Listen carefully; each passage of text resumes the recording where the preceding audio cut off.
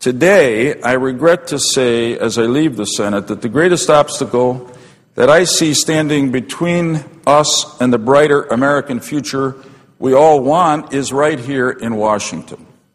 It's the partisan polarization of our politics, which prevents us from making the principled compromises on which progress in a democracy depends, and right now, which prevents us from restoring our fiscal solvency as a nation.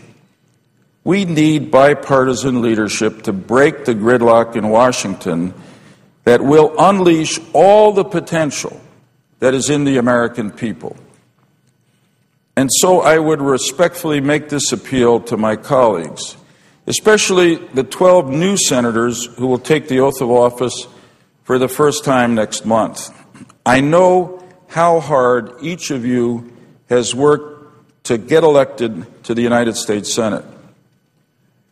And I know that you worked so hard because you wanted to come here to make a difference for the better. There's no magic or mystery about the way to do so in the U.S. Senate. It requires reaching across the aisle and finding partners from the opposite party. It means ultimately putting the interest of country and constituents ahead of the dictates of party and ideology.